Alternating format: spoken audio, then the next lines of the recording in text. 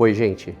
Bom, hoje eu estou aqui para contar um pouco da minha trajetória, da minha história de vida, da qual vocês fazem parte.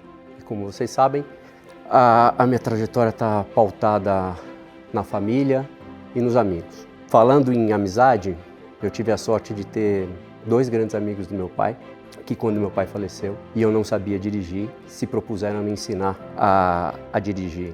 E eu fui aprender a dirigir então num caminhão da feira, com então 18 anos, para poder tocar o negócio do meu pai. Então, às quartas e quintas-feiras de madrugada, um desses amigos ia de carro até minha casa e me levava de caminhão, me ensinando a dirigir de madrugada até eu chegar na feira. À tarde, ele sempre voltava na feira para me pegar, junto com um dos filhos deles, sempre um dos filhos, para trazer o caminhão de volta, porque durante o dia eu não podia dirigir sem carta, ainda correndo o risco de ter o caminhão apreendido e fazer qualquer grande bobagem na rua. E aí, aos finais de semana, um segundo grande amigo do meu pai, então, me ensinava a dirigir o caminhão até as feiras de sábado e de domingo. E assim foram. 4 semanas foram suficientes que eles me ensinaram, tiveram comigo, me ensinando a dirigir e a tirar essa carta. Então, na época, já era uma carta profissional de motorista para poder dirigir caminhão. E durante as 4 semanas foi suficiente para eu poder ter a CNH e estar habilitado.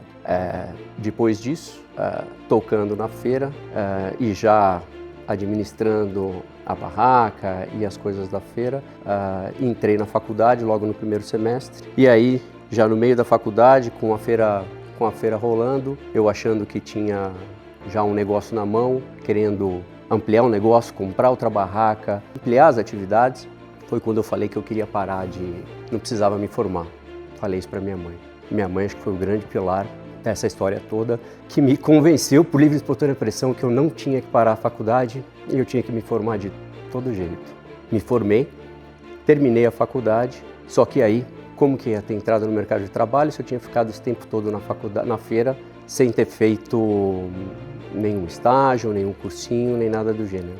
Foi aí então que no último semestre da faculdade, apareceram uns caras lá de paletó e gravata, fazendo um discurso no auditório, falando sobre o mercado de capitais, sobre contabilidade, auditoria. E aí foi que eu consegui conectar o propósito que eu tinha feito economia, então, porque eu queria ter, na verdade, trabalhado no mercado de capitais, fiz economia para poder ser operador da bolsa, querer ter trabalhado no mercado de capitais, não pude, porque estava na feira, né? E aí esses caras ali de paletó e gravata foram lá fazer uma palestra, falar justamente sobre mercado de capitais, contabilidade e auditoria. Foi aí que eu conectei as duas coisas e falei, bom, já que eu não pude ser o cara que vai estar negociando as ações do mercado de capitais, eu vou ser esse cara que de alguma forma vai estar regulando o mercado. Comecei a prestar um monte de processo seletivo em todas as empresas de auditoria imagináveis. Como eu nunca tinha feito nenhum processo seletivo, nunca tinha feito nenhuma entrevista na vida, eu tentava sempre adivinhar o que o entrevistador queria a resposta.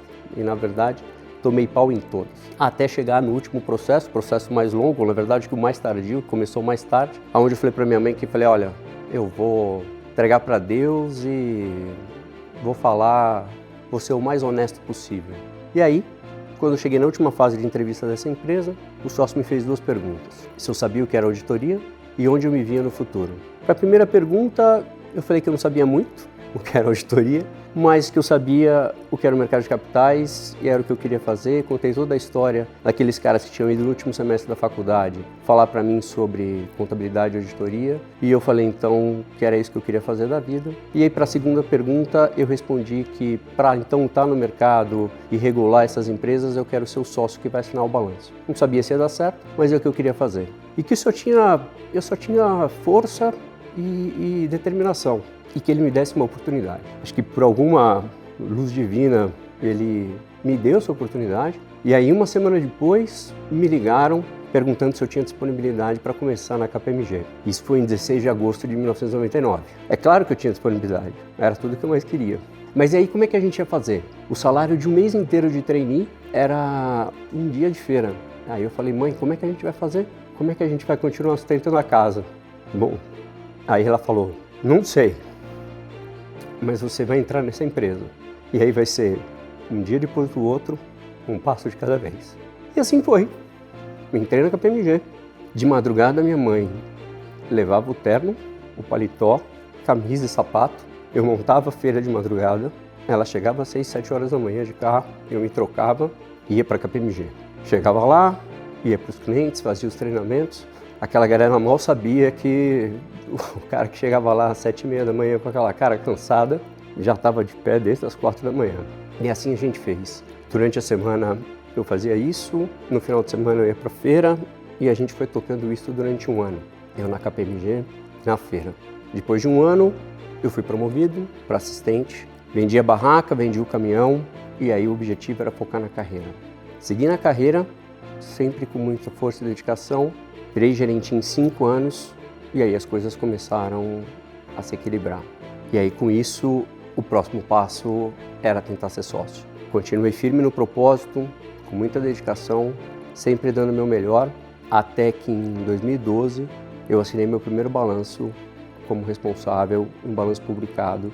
Eu tinha então conseguido ser o sócio responsável de uma companhia que divulga suas demonstrações financeiras. Quem me deu o suporte todo para essa etapa e me apoia até hoje, a minha esposa, que sem ela também nada disso teria acontecido. É quem me suporta e me aporta todos os dias, aguentando o estresse e o esforço diário que a gente faz. E logo em seguida, depois de um tempo, vem a maior das nossas realizações, que foi o nascimento da pequena Giovana, hoje com 6 anos, que me faz a todo dia repensar a vida, tentar ser uma pessoa melhor e fazer com que a vida valha a pena. E é isso que eu queria dividir com vocês. Se a gente está aqui hoje festejando, curtindo e celebrando, é porque cada um de vocês fez parte dessa jornada e me apoiou e me deu suporte para que a gente chegasse até aqui. Obrigado para todos vocês que me seguiram até aqui.